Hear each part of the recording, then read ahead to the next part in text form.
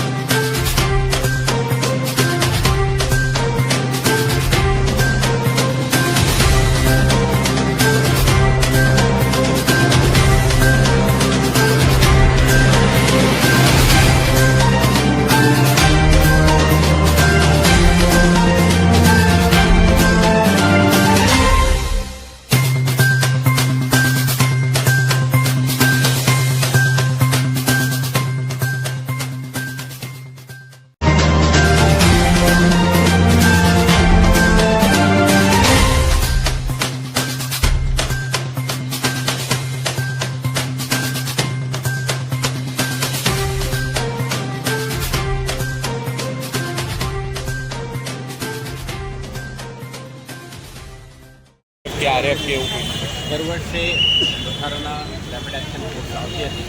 આ વર્ષે પણ કદાચ આપણે એક બે દિવસમાં આપણે તૈનાત કરવાની તૈયારીઓ છે। તો જ્યારે મારે તૈનાત થશે ત્યારે આપણા માધ્યમથી જાણકારી પૂરા પાડીશું। અત્યારે આપણી પાસે 3 કંપનીઓ ઓલરેડી હતા, એના ઉપરાંત આપણી પાસે 6 કંપની એસઆરપીએફના કંપનીઓ આવી ગયા છે। એટલે પૂરતા પોલીસ બંદોબસ્ત માટે અધિકારી કર્મચારીઓની જરૂર હતી, આપણે મળી ગયું છે। આનાથી આપણે વિસ્તૃત બંદોબસ્ત સુરત કચ્છ ભુજ વડોદરા ગ્રામ્ય જે પ્રકારે ઇન્સિડન્ટ થયા છે, સોશિયલ મીડિયા પર વિડીયો વધારે વાયરલ થયા, તો એની માટે કોઈ ખાસ ટીમ આપણી વોચ રાખી રહી છે? રાજ્યના સંવેદનશીલતાને ધ્યાને રાખી સુરત કે અન્ય વિસ્તારોમાં જે બનાવ બન્યું છે એ આપણે છેલ્લા 3-4 દિવસથી તમે જોઈ શકશો। આપણા વિઝિબિલિટી, આપણા પ્રેઝન્સ અને coordination exercise, confidence building exercise આપણે કરી રહ્યા છીએ। તે ઉપરાંત સાયબર ક્રાઇમ પોલીસ સ્ટેશન અને સોશિયલ મીડિયા મોનિટરિંગ ટીમ પણ સજ્જ છે, સતર્ક છે અને એવા કોઈ કિસ્સામાં સોશિયલ મીડિયા પ્લેટફોર્મ કે ઇન્ટરનેટ માધ્યમથી લોકોને ઉશ્કેરણી કરવાનો પ્રયાસ ન કરે। આપણા ચાંપતી નજર હેઠળ છે, તો આવા પ્રવૃત્તિ કરનારને પણ આપણે શોધીશું અને effective preventive measures, counter measures આપણે કરવા માટે શહેર પોલીસ સુસજ્જ છે, કાર્યરત। સર, અંતિમ સવાલ, ઈદ અને ગણેશ વિસર્જન સાથે છે, શહેરીજનો તમારા જ છે, તેમની સુરક્ષાને શાંતિ સલામતી માટે આપ છો, શું મેસેજ આપવા માંગશો વડોદરા શહેર પોલીસ પરિવાર પર? આ વખતે ઈદ 16મી તારીખે છે અને ચતુર્દશી 17 તારીખે, એટલે ગણેશ વિસર્જન 17 તારીખે।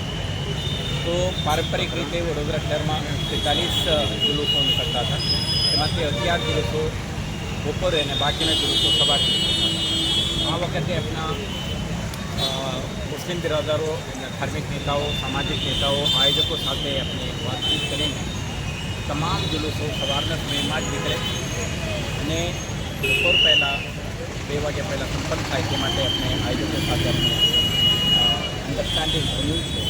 તે મુતાબિક બંદોબસ્ત પણ આપણે ગોઠવ્યું છે। સર, 15 તારીખે મુસ્લિમ સમાજના અત્યારે એ 2 તહેવાર એક સાથે ચાલી રહેવાના હોવાના કારણે બંને સમુદાયના લોકો સાથે આપણા સતત સંપર્ક, એમના આયોજકો સાથે આપણા ડાયલોગ અને આપણા તમામ વિસ્તારને આપણે મેપિંગ કરીને સંવેદનશીલતાને ધ્યાને રાખી અને બંદોબસ્ત વ્યવસ્થા ગોઠવી છે।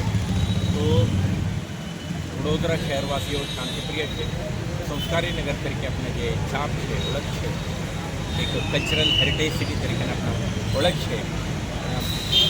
નાગરિકો પોલીસ એડમિનિસ્ટ્રેશન સાથે સાથ સહકાર આપે, એક શાંતભરી વાતાવરણ બંને તહેવારો ધાર્મિક શ્રદ્ધા ભક્તિ અને ગ્રાન્ડિયર સાથે ઉજવણી કરવામાં એકબીજાની મદદ કરે એવી મારી વિનંતી છે આપી.